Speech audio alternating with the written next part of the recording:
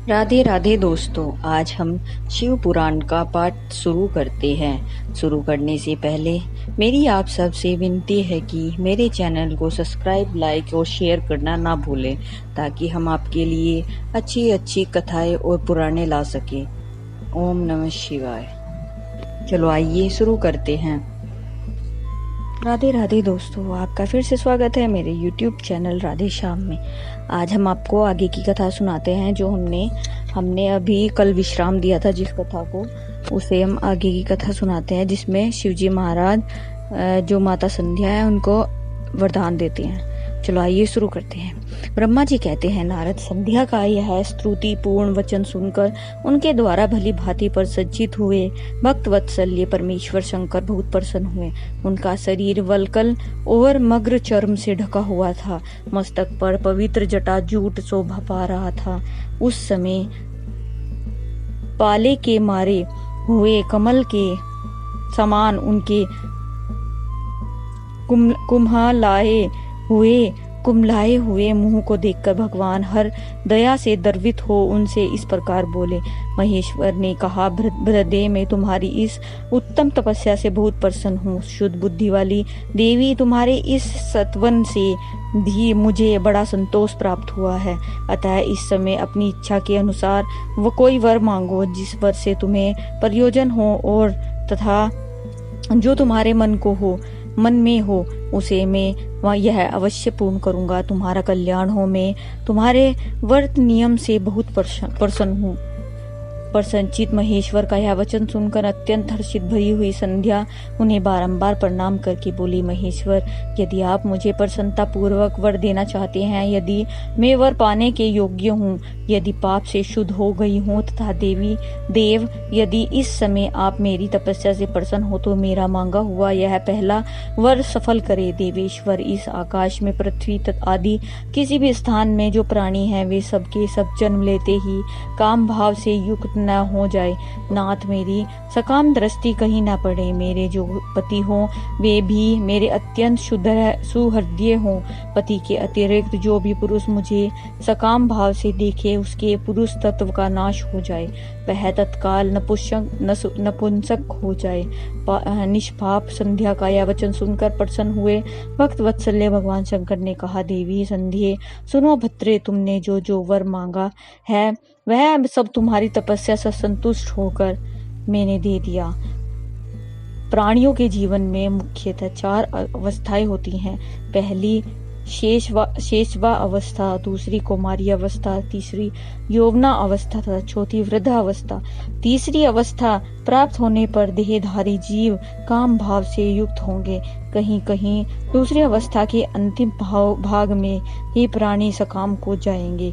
तुम्हारी तपस्या के प्रभाव से मैंने जगत में सकाम भाव के उदय की यह मर्यादा स्थापित कर दी है, जिससे देहधारी जीव जन्म लेते ही काम सख्त न हो जाए। तुम भी इस लोक में वैसे द्रव्य सती भाव को प्राप्त करो जैसा तीनों लोकों में दूसरी किसी स्त्री के लिए संभव नहीं होगा। पानी ग्रह करने वाले पति के सिवा जो कोई भी पुरुष सकाम होकर तुम्हारी ओर देखेगा वह तत्काल नपुंसक होकर दुर्बलता को प्राप्त हो जाएगा। तुम्हारे पति महान तपस्वी एवं दिव्य रूप से संपन्न एक महाभाग ऋषि होंगे, जो तुम्हारे साथ 7 कल्पों तक जीवित रहेंगे। तुमने मुझसे जो वर मांगे थे वे सब मैंने पूर्ण कर दिए। अब मैं तुमसे दूसरी बात कहूँगा जो पूर्व जन्म से संबंधित रखती है। तुमने पहले से ही यह प्रतिज्ञा कर रखी है कि मैं अग्नि में अपने शरीर को त्याग दूंगी। उस प्रतिज्ञा को सफल करने के लिए मैं तुम्हें एक उपाय बताता हूँ, उसे निसंदेह करो। मुनिवर, मेधा तीर्थ का यह एक यज्ञ चल रहा है जो 12 वर्ष तक चालू रहने वाला है। उसमें अग्नि पूर्णतया प्रज्वलित है। तुम बिना विलंब किए उसी अग्नि में अपने शरीर का उत्सर्ग कर दो। उसी पर्वत की उपत्यका में चंद्रभागा नदी के तट पर तपस्या श्रम में मुनिवर मेघातिथि महायज्ञ का अनुष्ठान करते हैं। तुम स्वच्छता पूर्वक वहां जाओ। मुझे तुम्हें वहां देख नहीं सकेंगे। मेरी कृपा से तुम मुनि की अग्नि से प्रकट हुई पुत्री होगी। तुम्हारे मन में जिस किसी स्वामी को प्राप्त करने की इच्छा हो उसे हृदय में धारण कर उसी का चिंतन करते हुए तुम अपने शरीर को उस यज्ञ की अग्नि में होम दो। संध्या, जब तुम इस पर्वत पर 4 युगों तक के लिए कठोर तपस्या कर रही थी, उन्हीं दिनों उस चतुर्युग का सतयुग बीत जाने पर त्रेता के प्रथम भाग में प्रजापति दक्ष के बहुत सी कन्याएं हुई। उन्होंने अपनी उन सुशीला कन्याओं का यथा योग्य वरों के साथ विवाह किया। उनमें से 27 कन्याओं का विवाह उन्होंने चंद्रमा के साथ किया। चंद्रमा अन्य सब पत्नियों को छोड़कर केवल रोहिणी से प्रेम करने लगे। उनके कारण क्रोध से भरी हुई दक्ष ने जब चंद्रमा को श्राप दिया तब समस्त देवता तुम्हारे पास आए, परंतु संध्या तुम्हारा मन तो मुझ में लगा हुआ था, अतः तुमने ब्रह्मा जी के साथ आए हुए उन देवताओं पर दृष्टिपात ही नहीं किया। तब ब्रह्मा जी ने आकाश की ओर देखा और चंद्रमा पुनः अपने स्वरूप को प्राप्त करे यह उद्देश्य मन में रखकर उन्हें शाप से छुड़ाने के लिए एक नदी की सृष्टि की, जो चंद्रभागा नदी के नाम से विख्यात हुई।